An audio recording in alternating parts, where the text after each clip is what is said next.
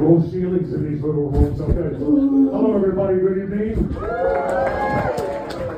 Thank you so much for joining us today.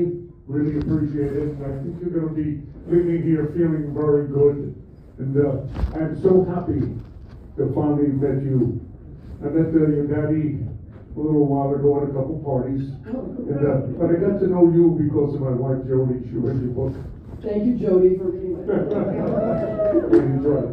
So, I had no idea that you were a listener, and your daddy was a listener. He told me once you listened, but I thought it was just being nice to me. Oh, no, he wasn't kidding. He Isn't that great? really loved the Beatles. So I love the idea that we're together doing this, because you're from a different point of view than my point of view. So, want to start? Yeah, I'm going to start, because I want... You know, I was on one side of the radio, and you were on the other side, and I'm so curious to know now how it all worked, how that engine got fired up to promote the Beatles the way that it happened, so that I became, along with everybody else, so utterly addicted and smitten, you know? So how was it working on your end of things? Well, it kind of was interesting, because we were watching them for a couple of years. And it was doing okay. They caused riots in Sweden. Germany they did very well. And the Brits, they were doing pretty well in the UK. By the time we got the records, I had records in my hand from VJ and Swan a couple of years before they really hit. And nothing was really happening. It was just quiet, and we liked the music, but we needed something so desperately in the United States. The American music industry was sort of in doldrums. It was very quiet. Nothing new was happening. So here overseas, we were watching riots happening with these four, what we call them mop tops.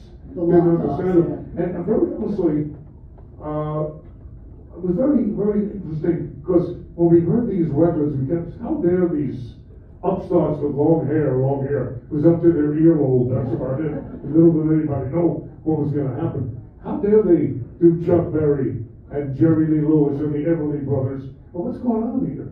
But little did we know that within 2 years, things were going to change and how much we needed them. Because here in this country, we were going through racial problems very badly, really badly, going through political things. We had an assassination just a few months earlier. I think maybe it was weeks before the Beatles arrived here. So what happened? They put a lot of money. The Beatles cousins did not just happen. The record industry, the music industry, said the Beatles are coming. The Lord didn't say we got the Beatles, and it didn't happen. You might have thought that way, but it was a lot of money and forethought. Right here, example: the Beatles came to us, changed our way we were speaking. Changed our speech a little bit. All of a sudden, everybody became a Brit. Everybody wanted to sound British. They changed the way we dressed, changed the way we wore hair, and they were great. Here, example. Joey from the Bronx, right? Grant Douglas is on the phone with me. Dedication. Hey, cousin Brucie, how you doing, man? You play a record? I want to play a record for my girl Susie. Play something by the Everly Brothers, will you? Thanks, man. We think you're terrific. 2 weeks later, the Beatles group arrives on Pan Am Flight 101. They get to the airport. 2 weeks it happened. Here's the same guy, and this is exactly what happens. Hello, cousin Brucie. Hello, your worship. Sir Brucie, this is Sir Joey of the Bronx side. Would you mind playing a record to me, Bird and Lady Susan? Play something by that new group, the Beatles. Thank you. God bless the King, cousin Brucie. That's what happened. And then it just started, and it never, ever stopped. Wow. Well, we were all using all the expressions too fat and here and everything. But, you know, I was so young. We were just 11. So I always felt in the 60s that I was always scrambling to keep up with everything. So it helped a lot to listen to the radio, because when you listened to the radio, you felt included. It wasn't like not being old enough to get into a club. The radio was the club that you belonged to and that let you in. Well, that was your intimate connection We were in bed with you. We went to bed with you. Went underneath your pillow. Totally. You weren't supposed to. Was that Dad and Mom probably said, turn off the radio, you're going to school tomorrow. You put it underneath your pillow. We called that the Pillow Talk Club. That's what we did at W8 Beatles C, which was going to become W8. And you know what else? When my dad went on tour in Japan, he came back with this tiny little Sony transistor radio that he gave me, and I could take it to school. And then during rest period, after lunch, I would have it to my ear, and if a Beatles song came on, which of course it did every 8 minutes, I would scream, Beatles! And then everybody would scream and run around, and we would all listen to my tiny little transistor. And because of that little radio, a transistor radio that every kid in the world had after a while, like today's iPhone, it gave young people mobility. It gave them the right to go places and their freedom. It gave them freedom. So that little thing was a part of their own lives. Right. Mom and Dad didn't know that. Right? We were This was not Mom and Dad's. This was theirs. And this is what really started this whole thing. And Beatles had a lot to do with it because of their great abilities. And we just heard Black Rabbit. What do you think of that group? By the way, if you read the New York Times, they found these guys. They were part of our New York subway system. They found them as amazing as subway musicians. They were. No, I don't think they have time for that anymore. They are booked. But the New York Times discovered them. They started getting bookings, and the Times called them probably the best Beatles tribute band in the world today. That's from the New York Times. So that's what you just saw. And you close your eyes, it's pretty amazing. Isn't it because they are them, and yet they somehow evoke that Beatles sensibility. It just feels just right. And I'm usually allergic to Beatles cover bands. It's not my thing. Me too. So I'm like, they have to be something very special for me to actively like it. And I couldn't sit down back there listening on the PA system. It was just, every song was just like a joy. And I was very impressed. You knew every word. You know every lick. You did the guitar air, an air guitar, and the an air drum bass, fills, a trumpet, a piano. You did everything. She's multi-talented. No, just a Beatlemaniac. Were you with us at the newly named Kennedy Airport when we arrived? I was there that day, but not because the Beatles were arriving. So get this. My Aunt Shirley had been living in London. This is my father's sister, Shirley. And she was coming back after her long absence on that very day on Pan Am 101. It was the same flight that the Beatles were on. But she changed flights because TWA had, wait for it, a movie. They set up a rickety screen at the front of the aisle, and they had a 16mm projector in the back of the aisle, and they showed Charade with Cary Grant and Audrey Hepburn. And for that, Shirley changed planes, and I never forgave her. You're right. I mean, Charade's all right. She watched that the other day. I'd rather have them. So I was at the airport that day to pick up Shirley a little later in the day. Did you understand what was going on? Of course. Amazing. And there were still so many dazed teenage girls kind of staggering around the airport, not knowing what to do with themselves. But I missed the action. Yeah. Well, a lot of the action happened. We did a press conference. What? Were you in the Boys press Camp? No, sure. Oh, you were But doing it. you couldn't get into the press conference because it was jammed. It was in a little room, and there, the pipes and bars. It was makeshift, and the press was very snippy with the boys. Not nice to them. Because you got to realize, in those days, the press really belonged to Mom and Dad. It was Mom and Dad. It wasn't the kids' press. Nobody was interested in selling pimple cream, except maybe because of Brucie and things like that. They wanted the cars. They wanted the department stores. So they represented Mom and Dad. So the press was there ready for them. Really nasty. The boys came across, if you remember, a little wise guy. Yeah. But they were nervous, extremely nervous, tired from the trip. Jet lag, yeah. Tired. And also they didn't like what was going on with the press. Because it was out, you see, the press was out there with their spears and bows and arrows. Like one guy, if I remember correctly, said, hey, Ringo, when's the last time you got a haircut? Well, that was it. That was the worst thing to say to Ringo, right? He answered him, and it came out pretty nasty. It wasn't good. So they got some not good press that day. But it turned out all right because, let me tell you, if it wasn't for these guys, the Beatles, the American music industry would be down deep. We needed them desperately, and they really helped save what we're doing and gave the road to our American groups to start getting with it. We had new poets, distribution happened, right? Money was poured into it. So we owe that to the Beatles and the British invasion.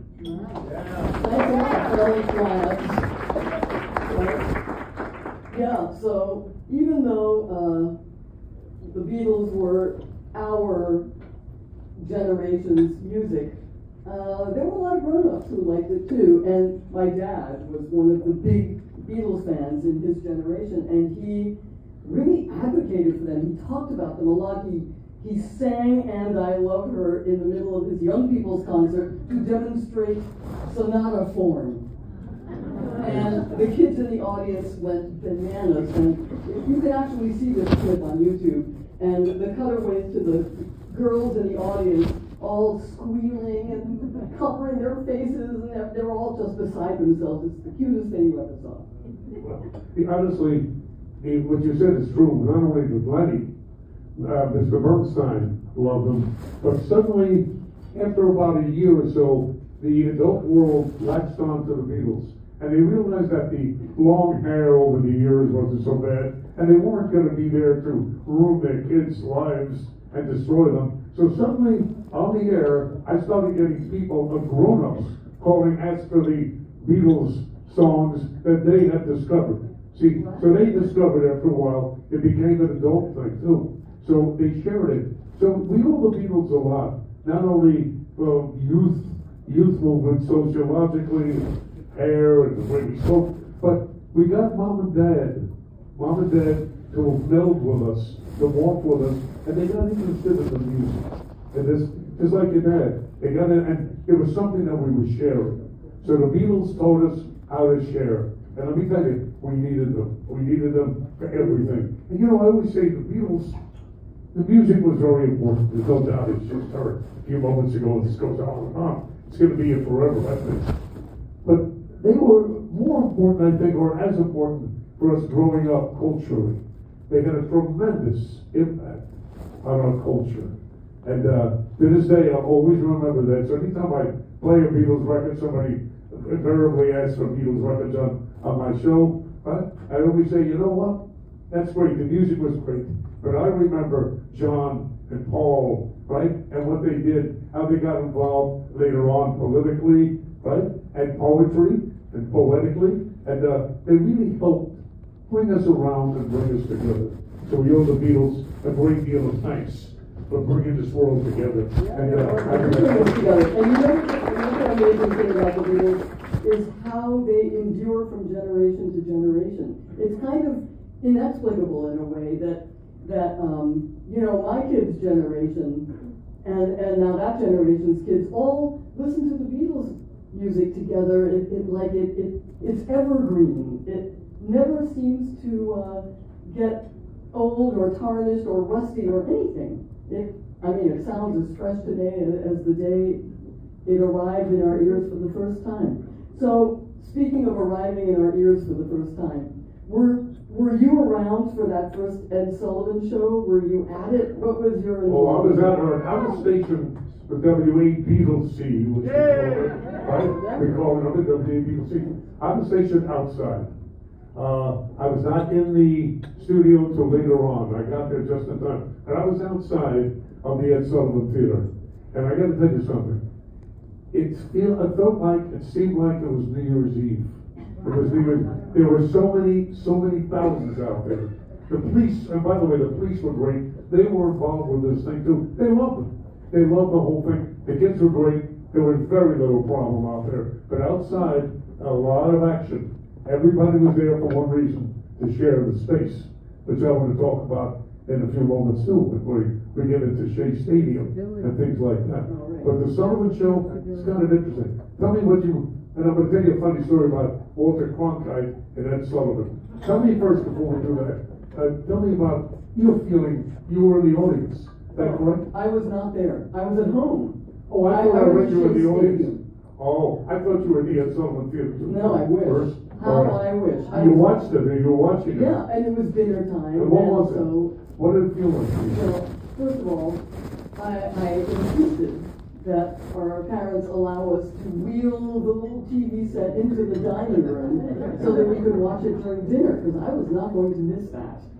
So the whole family saw the Beatles on the Ed Sullivan Show together that night, and I was pretty much beside myself.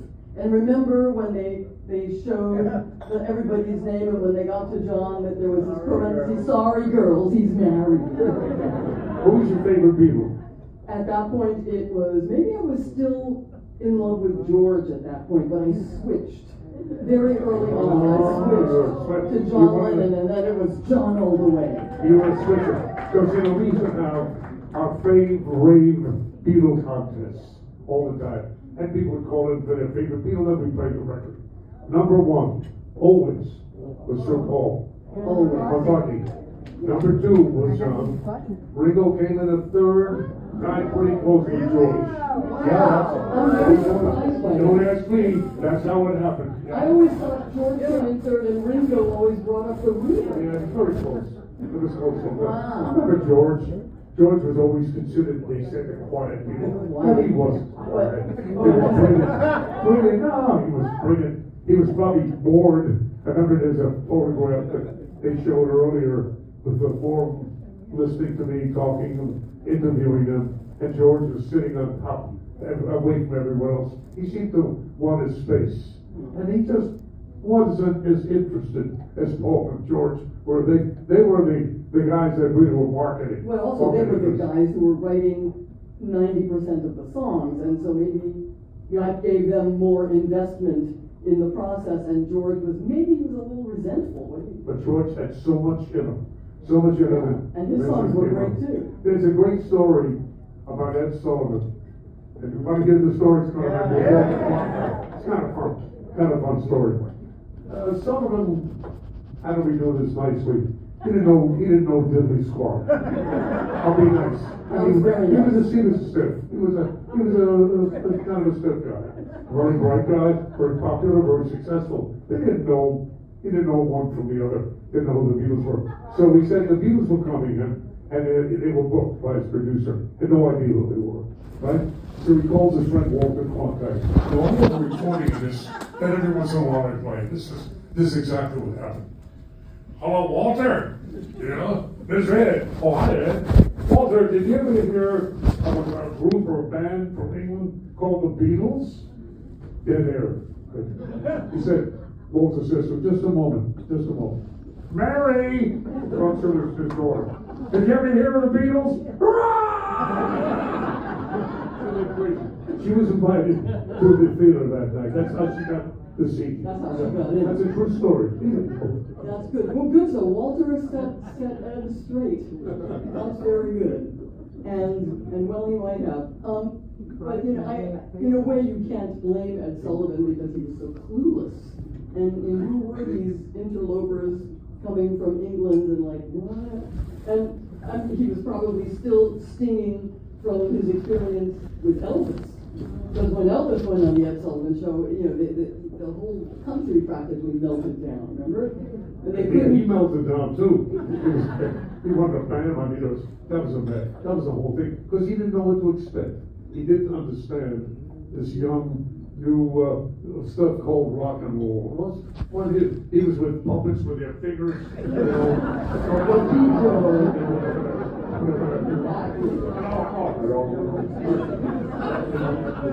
Yeah, but anyway, and the irony is that the Beatles were what our grandfather used to refer to as clean and cut.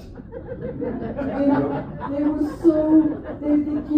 despite this mop top business of their supposedly long hair, they were very natty with their little Chesterfield suits and everything. So like what, there was really nothing for a parent to object to. No, they were the moms. Remember we used to have two groups, the moms and the rockers in England. Remember that? The moms were, the spiffy dress, and most of them dressed nicely and the coiffed and everything. Then you had the rockers like the Stones, and they were the bad boys, and they appealed to a certain element, and also an element in almost all of us that wants to be a little naughty once in a while. So, but they were moms. They were really, really very nice and spiffy. I like when you said that, and they all dressed like that. Yep, and they were so cute, and Paul, of course, being the cutest one, and that's one of the reasons I liked John better. Because he was edgier, and Paul, everybody liked Paul, and it was always about Paul. So I wanted to, support John, but I came around, and now I acknowledge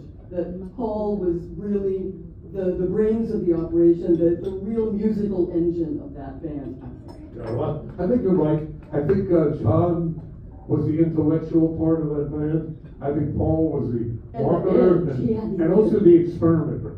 You got to remember Paul McCartney, besides being a great writer and a musician, experimented. He dared to do things with fallback and feedback and distortion that nobody else did. He was an amazing experimenter. So, and he still is to this day. He will never sit in the studio. And I always tell him this, it's always amazing me. You come up with something new every time. He doesn't sit in the studio and just say, we did it this way, it was successful, let's do it the same way. He always changed and he experimented. That's what I loved about him. That's true. And I just have to give a little shout out to my best friend and co-Beatlemaniac, Anne. Anne was here. We did it all together, Brucie, Anne and I. We went through the whole thing. And I just have to say that Anne used to do the most unbelievable Paul McCartney impression. And we would sit on the couch and say, do Paul. And then she would do this thing, and we would scream because it was so accurate. So, thank you, Anne. You're part of Beatles growing up, huh? That's really fabulous. Well, listen, this is an amazing thing. I just think about, people ask me what are the most exciting parts of my career. And I have to say, Shea Stadium. Shea Stadium was a day. How many in the audience were at Shea Stadium? Quite amazing, really amazing. This was, were you at Shea? I was at Shea. Okay. Did I hear anything? No. No. Well, that's it. That's the thing. But see, that's exactly what I said. There's no reason to get rid of anything. It didn't matter. It was an event. You were there to share space. We were in the dugout together, and John and Paul came over to me, and we were talking, and they said, cousin, is this going to be safe? Because, in the stands, 65,000 people just waiting to get at them. And they were excited, and there's anxiety, but nobody was nasty. I always say that day, Con Edison in New York could have turned off their turbines. There was so much electricity in the air that the Beatles generated. We didn't need anything. And McCartney says to me, cousin, is this going to be safe? Cousin, that's it. John and Paul, they always say, cousin, is this going to be safe? I said, yes. And as I said yes, I took my fingers and I put them by my tush. And I said, dear Lord, I'm lying, I am scared. I was scared stiff because the pressure was so great at this particular Shea Stadium concert. And we didn't know what was going to happen. It did. Once 65,000 people go, there's no stopping. No stopping. And when they all screamed at once, it was really like 27 47s landing. It was amazing. And the equipment really couldn't handle it. But going up to what I call the scaffold, Ed Sullivan and I walked up the stairs, introduced him when we were at home plate. So Ed Sullivan was at Shea Stadium too? Yeah, he is. He was, he and I, yeah, by that time we still didn't know who they were. But here's the story. This will, I'm sorry. Dear Ed, I'm sorry. But I'm telling the truth. So we're walking up the steps, and he turns around. He's in front of me by 2 steps. And we're going to introduce them. All the other acts were on. God help it. That was terrible. Oh, that's right, other acts. That's what I'm saying. There were about 8. That's it. Nobody remembers. 8 acts? Oh, there were huge amounts. No way. I should have. Oh, there was a lot. Yeah, do you remember any of them? No, I don't remember. It didn't matter. I felt bad for them. But then it was some big ones. So we're walking up the steps, and he turns around, stops. He says, Cousin Brucie, is this going to be okay? Are we going to be okay? And I looked at him, and I don't know, the little devil, the Brooklyn devil in me said, oh, I got it. No, I don't think so, Ed. So he said, well, you serious? What do we do? And I said, oh, I got this stuff. And I said to him, Ed, pray. And he looked at me, his eyes opened, and he said, pray? And he walked up, the postscript and all this. Nothing happened that day. I was asked by the NYPD and the Shea Stadium security to walk with them to get the kids calmed down. They had their hands on the chicken wire on the fence. You remember what was going on. But they were just there, like I told John and Paul, to share space. Nobody was there to cause problems, right? And nobody got hurt that day. And that's an amazing thing, really is. That's it. That's my Shea Stadium. But I can conjure up that feeling in my chest of the power of that particular day. It was. I just wish there had been more power in the PA system because it was hopeless. You couldn't hear a thing. No, you know something? I'll tell you something. I did not hear that concert until about 2.5 years ago. Somebody brought me a recording of it, and I heard it at home, and that's the first time I heard anything like that. How was it? Great. But they couldn't. The thing is, you couldn't hear. They couldn't hear on the stage. If you ever talked to John about that, they couldn't hear.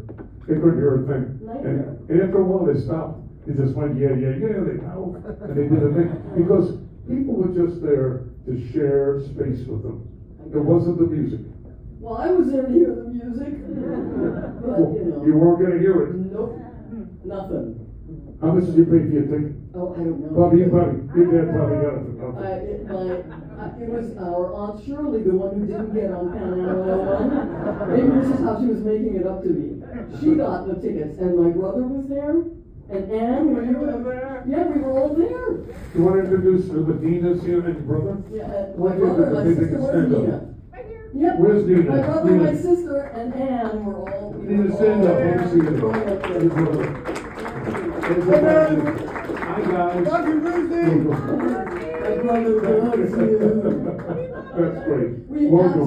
You were such a part of our lives, you know? You're our cousin. Well, you're our that's cousin. amazing. Radio really helped make, well, not in the Beatles, but so many great musicians. They have it.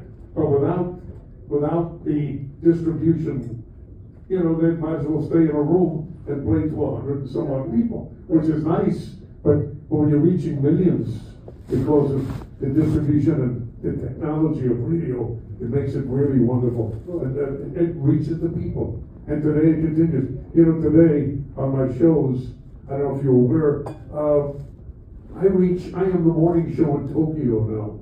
Wow. I know it's weird. All over Europe, Tokyo, South America. Now what we call, we have our regular local signal, WABC, and we also stream. But what the hell is that? It's stream. I have no idea. I'm doing my radio show. I'm getting letters from Japan, from the Philippines, and I'm saying, holy mackerel. So the whole thing has changed. That's what I'm saying. But the question comes up, will there ever be another phenomenon like the Beatles? The answer? Absolutely yes. It won't be the Beatles, but it's going to be something else. Because today, we're reaching the entire world, and music, once again, as it did when the Beatles came out, we needed this music. But once again, we need this all over the world. So where's the new thing? What's it going to be? You don't know. Well, I wish I knew. If I knew, I'd be as smart as Honey Bernstein. Well, but there is, Taylor Swift is as big as the Beatles. You can talk marketing, you can talk success, but we're not talking Beatles. We're not talking about Elvis. We're not talking about John Paul George and Ringo, Frank Sinatra. It's a whole different ballgame. We have to wait. There's great things like Taylor Swift and of course football, thanks to her. Singing the Super Bowl for so many tickets. But now we just need to wait and see what the next phenomenon is. I don't know. Yeah, I hope it comes soon. I'm very poised for the next thing. To see what the next musical thing will be. Bill, I know we all have our favorites, and I wonder if we should open it to the audience and get some questions, because I think, unless there's any other statements you want to make. Oh, I have no statements to make.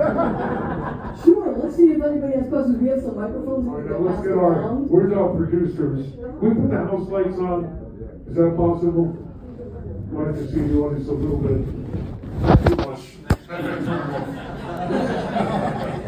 But there's a hand over there. You can turn them up a little bit. Hold the seat up. Okay. Here we go. All right. Would you stand up and real loud into the mic? Give us your first name and where you're from, and then ask your question. Okay? My name is Ann McDermott, and I am from New York City. Hi, Ann. Please, my question is, so, okay, we all love the early 60s, and then how did you guys, I'll just tell you, I did not go see Paul McCartney until 2005 because I was pissed off at the Beatles for breaking up. So my question is, how did you guys respond and feel when they broke up in 1970? That is a good question. Radio people. Well, yeah, that's all right. No, we can both answer. That's fine. Now, let me get the question properly now. How did I feel? I think I just probably rephrase that question. When they brought back the 1970s? What does that mean? How did you feel when they broke up? Oh, I'm sorry. I did not hear that. Okay, thank you. I felt awful. I felt like somebody really caused us a major problem, and they sort of jabbed us in the back. I wasn't ready. We knew that there was a lot of trouble going on in the group. That they didn't get along. You know, unfortunately, when you get egos like this, or when you get talent like this, you know, there's going to be ego problems. And as they got a little older, and a little more sophisticated, and they got away from their little hometown shenanigans, they got a little angry at each other, because each one wanted to control. And especially with John and Paul, Ringo had his own thing, and George, you know, very important, George was let to go and, you know, do his creativity, his creative thing. They held him back a little bit. So it caused a lot of problems. Then, of course, some of the ladies became involved in the thing, and they caused a lot of problems too. It was a very sad moment. They only lasted, what, 7 years? It's amazing. You think that the Beatles were with us our entire lives. 50 years. So it's, how many Beatles? Oh, they've been here 40, 50 years. No, 7 years. Few years. That is amazing. And look what they've done in that short amount of time. Yeah, so the answer is, I felt terrible. How did you feel? Yeah, well, it was happening just as I was graduating from high school. So it was like, you know, the fall from grace that you experience as you become an adult and you realize that the world has flaws and that things that you thought were rosy are not rosy, and it was just this sort of coming to terms with reality. And it made me very sad, and actually, Anne, I had the exact same reaction, which was, you know, I don't want to see Paul by himself. Although I really did like his first solo album. Yeah. I thought that album was beautiful. But I was not, I didn't follow Rings, and I was just kind of in a bad mood about the whole thing. But I also felt equally ill at ease about John as a solo artist. And I wasn't too much into Plastic Ono Band and all those albums that came later, and maybe I'm just not appreciative. Yes? I'm sorry, but I'm really interested to know how the radio folks dealt with that. What were you going to play? What were you not going to play? Well, what I was when they went their own ways. Well, they went their own ways. Look, there was nothing we could do about it. We played the albums. We played all the singles. Did you we concentrate laid on on it. one? What, I'm sorry, say again? Did you concentrate on the new albums of Wings or? No, honestly, we concentrated on the old stuff. Yeah. We concentrated on the oldies. You know, to me, and I still do. I still love the old stuff very much. But we stayed with the old stuff, the early 60s, 63, 64, 65. And the new stuff we sort of sporadically mixed into the thing. Because like you say, I love the Beatles. I like George. Good. I like John. I like some of his music. I love Paul's music, Wings, right? But I wanted the Beatles, so we were very careful with our mix. What we did.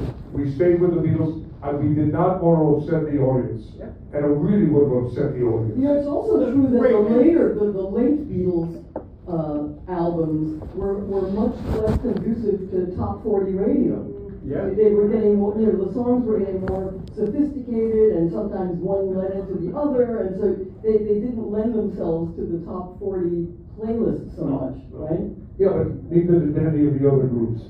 All the other groups were getting more sophisticated. And also, fortunately for us, the American groups are now getting more sophisticated. We got better poets involved, writers, producers. So we really owe a lot to that. And look, a group has to grow. And that's one of the things that makes groups fall apart. When they have to stay and sing the same song over and over and over. They wanted to grow. They were growing politically. They were growing with age. They were growing marriages, you know, personal things. And they got involved with that. And they did change. They did change. And I actually always expected that every Beatles album would be different from the last one. And I was very surprised to find out that the record industry didn't really like that at all. That for a little while I was trying to be a singer-songwriter myself, and they wanted all my songs to sound the same. And I said, but the Beatles were always different, and so that was my role model. But it turned out that it wasn't really what record companies appreciated the most. They like to know, that have this known quantity. That they well, you know, there's an adage in business. American business. If it ain't broke, don't fix it.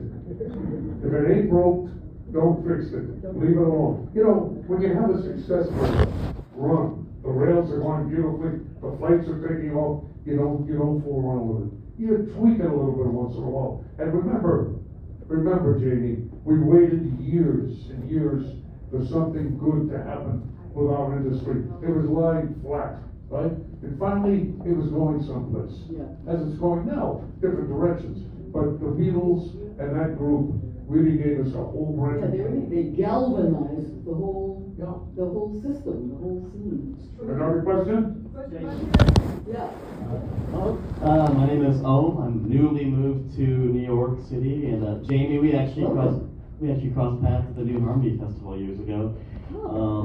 I have a question for you, which is kind of a good segue off of the first question, in terms of a reaction. What was your reaction? You know, during the pandemic, Peter Jackson drops this sneak peek for what's going to be the Get Back documentary, and I can speak for myself. When I saw that, my jaw was dropped, because I think we all had a perception of what those sessions were, what the accepted history narrative was, and this idea of this, you know, conglomerate of misery, a supercut of misery in the Let It Be film, and then we see all this joy, we see all this happiness and laughter. I want to know what, a little bit of that, but it was more balanced. There was a story there, and we got the boys again in high definition and living color. We got to have a new Beatles experience with this rooftop concert and climax, and I looked at it in a whole new way. So I'm curious, what was your takeaway of that sneak peek, and what did you think of the documentary? Oh, well, needless to say, I couldn't wait to see it, and neither could my brother and sister, and it was Thanksgiving, you may all recall, when they dropped the first episode. So we were all at my sister Nina's house, having Thanksgiving dinner, and then after dinner we all sat down to watch the first episode of this unbelievable documentary. And Alexander and Nina and I were riveted.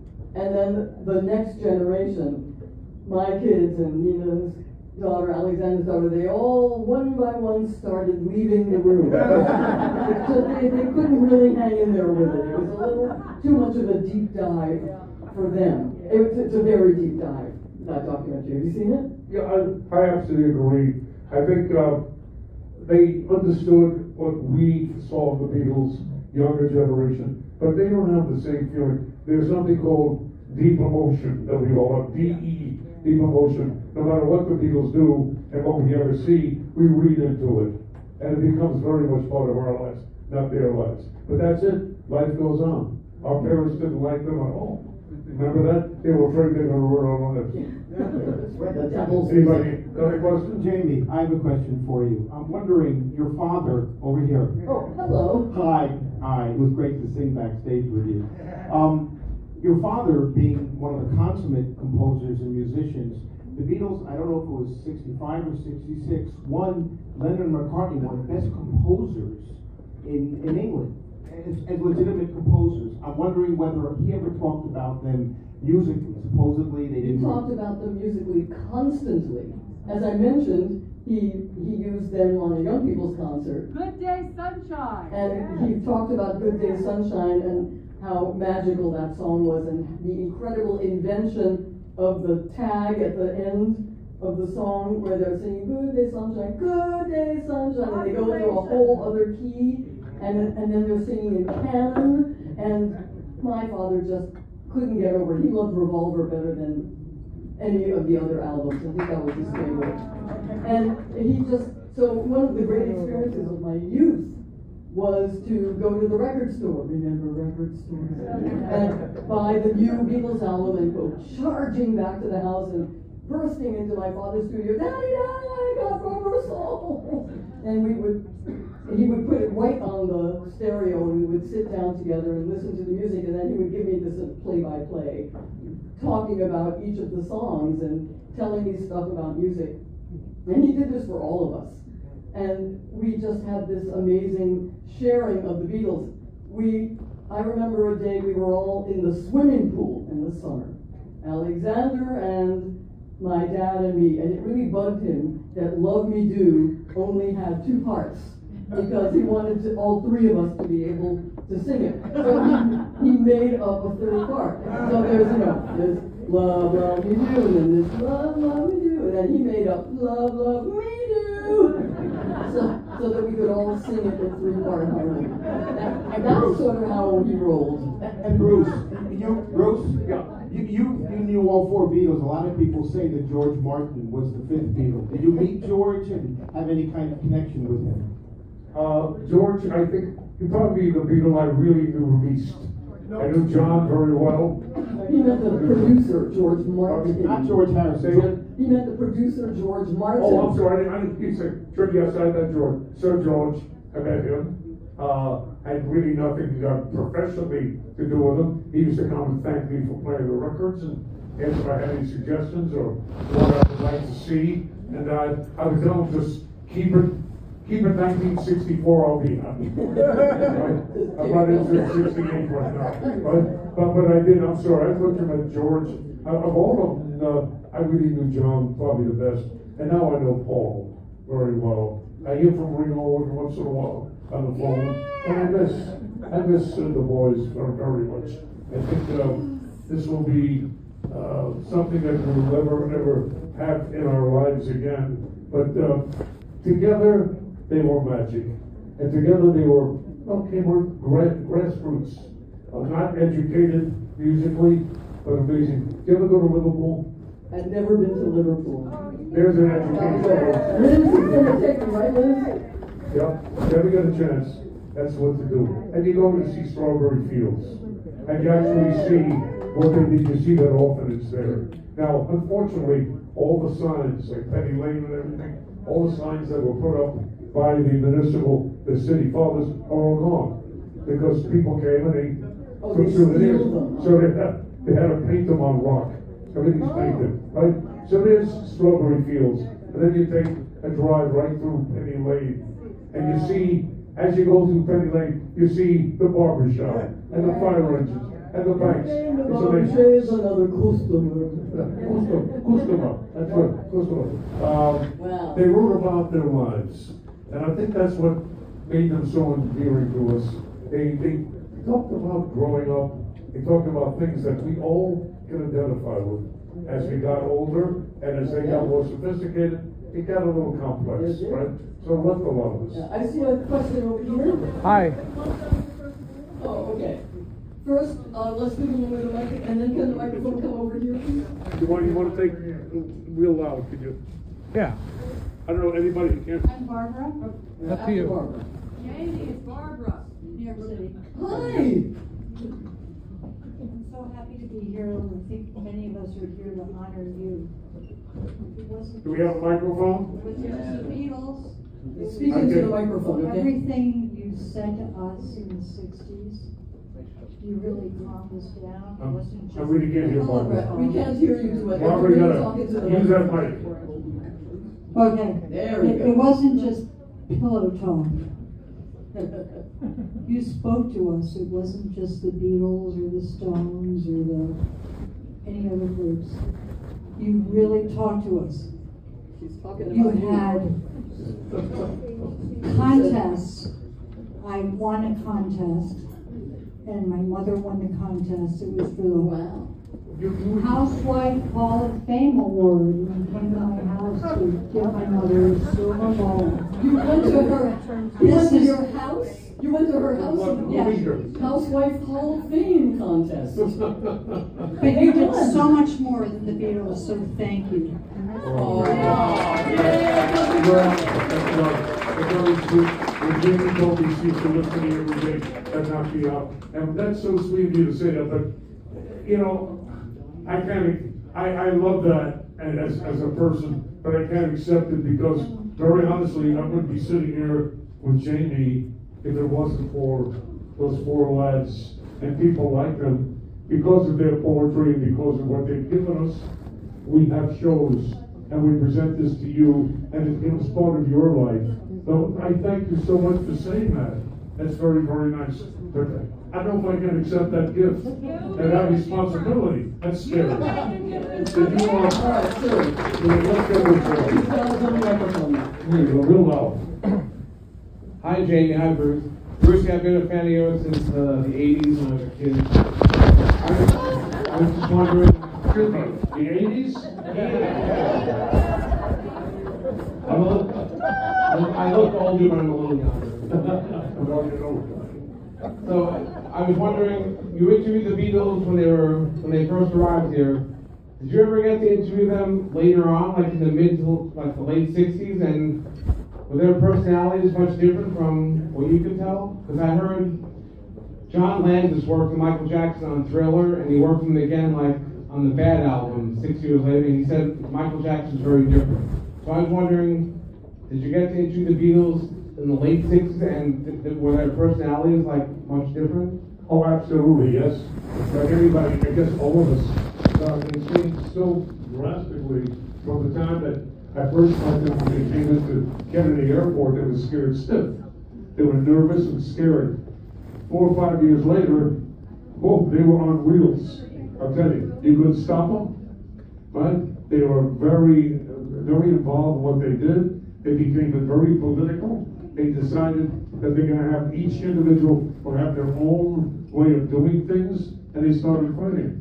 McCartney, we developed a brilliant way of experimenting with music, as you know, a brilliant guy.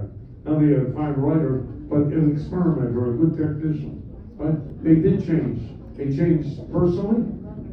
They got more sure of themselves, and they were much.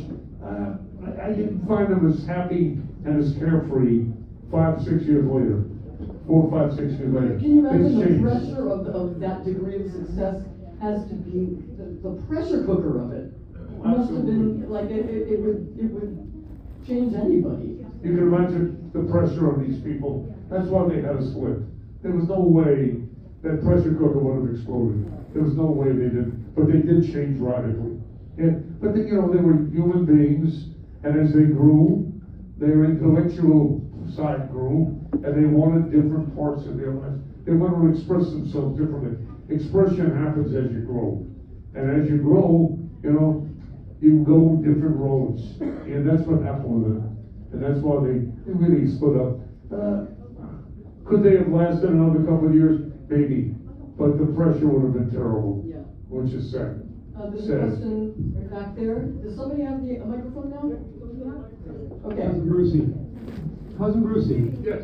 back in the 60s, Can you stand up? Please stand up. Hey, stand up. It's hard to. Hi, Cousin Brucie. Steve, can you share a story from the 60s when Ringo lost his